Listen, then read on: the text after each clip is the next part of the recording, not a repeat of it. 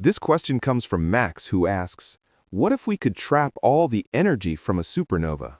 Max, let's just say you're dreaming big, really big.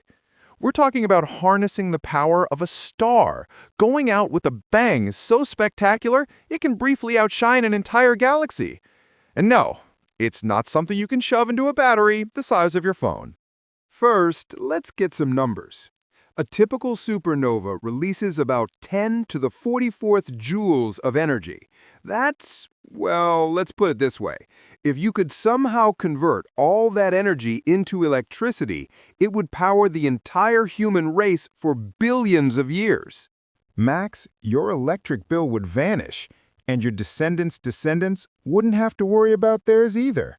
Now, trapping this energy is the real kicker. A supernova doesn't exactly wait politely for you to plug in a socket.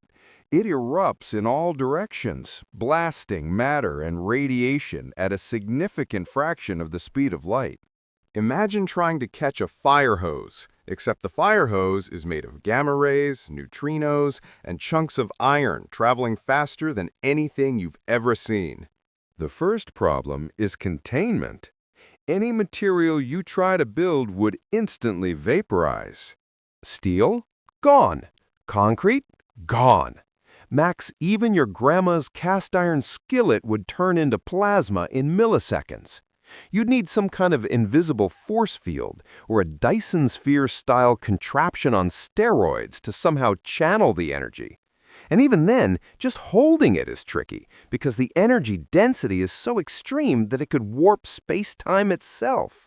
Assuming we could somehow survive the initial blast, we'd still face distribution challenges. The energy from a supernova isn't like the steady current from your wall outlet. It's more like the world's most chaotic fireworks show multiplied by a billion. You need technology that can safely absorb and convert an instantaneous burst of nuclear-level radiation into something we can actually use, like light bulbs or Tesla coils. Max, your Roomba isn't ready for this. There are some interesting theoretical ideas.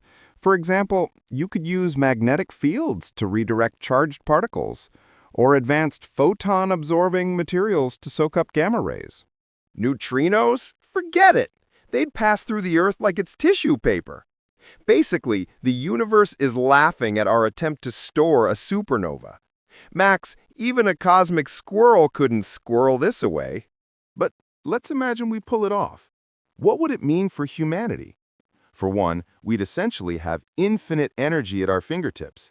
Cities never go dark. Spacecraft could accelerate indefinitely, and fusion power plants would look like quaint campfires by comparison. Max, your house could run purely on the leftovers from a star dying 50 million light-years away. There's also a funny side effect: gravitational impact. A supernova releases not just energy, but mass ejection. Containing that much energy and matter in one place might create a mini black hole, or at least a very, very grumpy space-time neighborhood. You'd have to carefully manage it, or risk literally bending reality around your energy storage facility.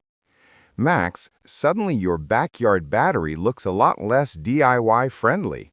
Another consideration is timing. Supernovae are rare, and most of the ones we see are many light-years away. You can't just schedule one like a pizza delivery. If you want to actually harness the energy, you need to be in the right place at the right time with the right tech.